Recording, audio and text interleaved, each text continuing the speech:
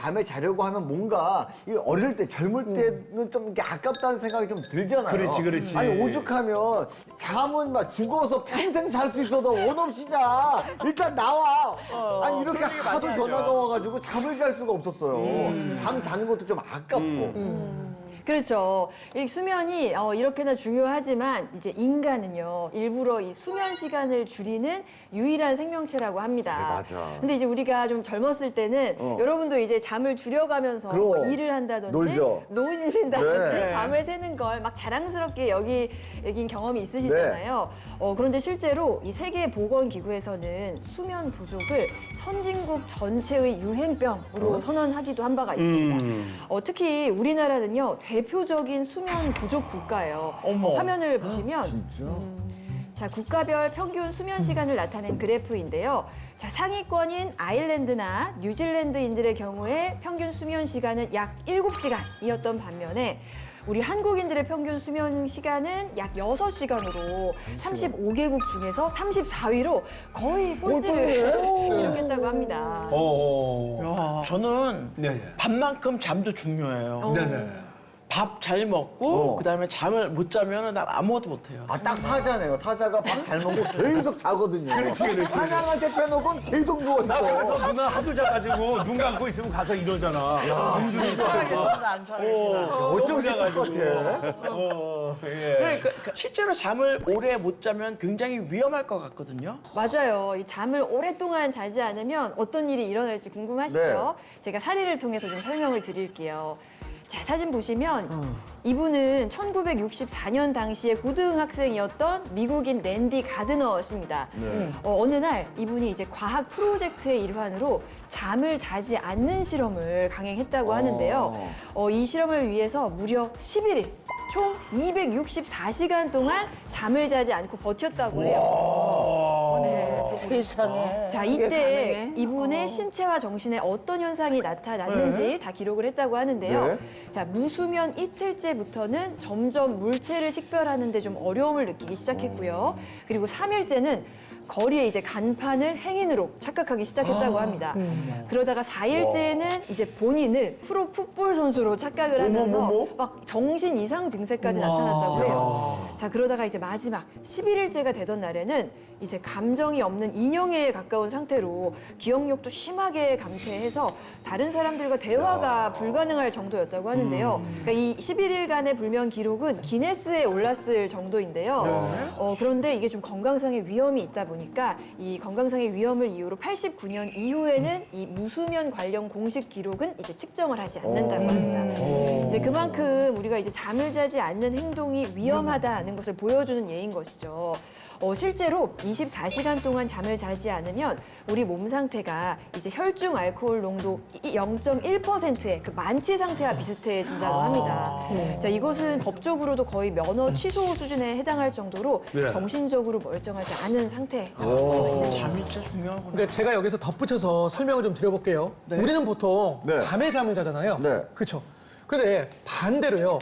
밤에 깨어 있는 분들이 계시죠. 많죠. 이제 대표적인 분들이 야간 근무를 하시는 분들, 그렇죠. 그리고 삼겹에. 교대 근무를 하시는 분들, 이런 분들이에요. 이런 근무 일정이요. 건강에 미치는 악영향이 별거 아닐 것 같잖아요. 근데 결코 가볍지가 않습니다. WHO 국제암연구소는요. 야간 노동을 2급 발암물질로 선정을 하기도 했는데요. 이게 2급 발암물질이라고 하면 감이 잘 안 오시죠? 정말. 거기에 속하는 부분들을 보면요. 살충제, 화합물 이런 것들이 해당될 정도니까요. 수면 부족이 얼마나 건강에 유해한지 체감이 좀 되시죠.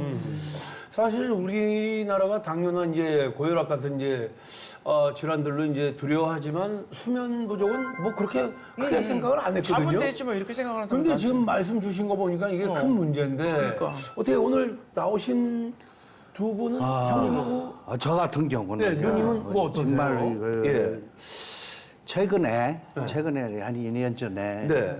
이 잠이 너무너무 중요하다는 거를 정말 실질적으로 체험을 했어요. 제 그 이제 생명은 왔다 갔다 하는 정도로. 왜냐면은 제가 이제 평소에 벽에 머리만 대면 잤거든요. 그래서 나는 정말 잘 자는 사람이다. 그러니까 그게 잠자는 게 아니야. 그렇지. 보니까 그러다 보니까 낮에 램. 운전대를 잡으면은 졸려요. 네? 어? 그냥 운전을 못해. 어머, 그래서 앞뒤 이제 시도 없이 잠 잘 네, 오시네요. 그래서 기면증인 줄 알았어요. 그래서 이제 이 사람도 그렇고 딸내미도 그렇고 그 병원 가봐라. 그 찾아보니까 수면내과가 있더라고요. 맞아요. 네. 가서 이제 검사를 가니까 선생님이 그러는 거야. 이제 결과 나왔는데 네. 그 다음날 뭐래요? 참 아직도 숨 쉬는 게 신기합니다. 벌써 하늘나라에 가셨어야 되는데 어떻게 이렇게 견뎠냐 이거야. 어? 수면 그랬더니 무호흡증이 아니에요? 무호흡증이에요. 맞아. 무호흡증. 심하셨구나. 사실 우리 주변에도 수면 장애로 고통받는 분들이 많거든요. 그게 바로 접니다. 아 그래요? 진짜로? 우리 주위에 있는 게 바로 전데 저는 이미 불면증을 진짜 엄청 오랫동안 지금 앓고 있어요, 사실. 예. 그러면 이제 예를 들어 밤 12시에 눕잖아요. 어허. 그럼 전 아침 7시까지 정말 누워만 있어요. 미치겠어요, 진짜. 아니 뻐근하지 않아요? 뭐 이렇게 아프지 않나? 아니, 그러니까 뭐 앉아서 뭐 이것도 흔들었다가 예. 또 다시 누워있다가 예. 뭐 별걸 다 해봐요. 뭐 코끼리코도 놀아서 어지럽게 하고 누워봤다가 다 해요. 유튜브도 좀 이렇게 해가지고 너튜브도 조용하게 이제 그 저 수면에 좋은 음악. 네.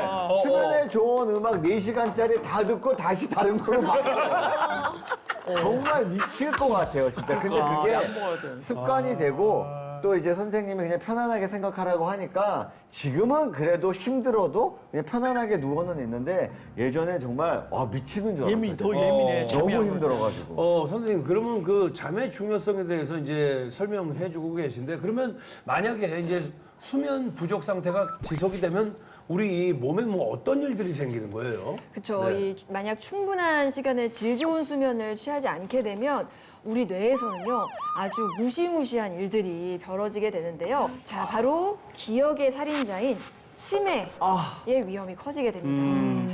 실제로 신경과학자인 매슈 워커 교수는요, 이 만성적인 수면 부족을 가리켜서 무시무시한 표현을 했어요. 수면 부족은 느린 형태의 자기 안락사와 같다. 그러니까 대수롭지 않게 여겼던 이 수면 부족이 얼마나 위험한 일인지를 좀 아실 수 있겠습니다. 저는 이 치매라는 단어만 들어도 우리 다 무섭잖아요.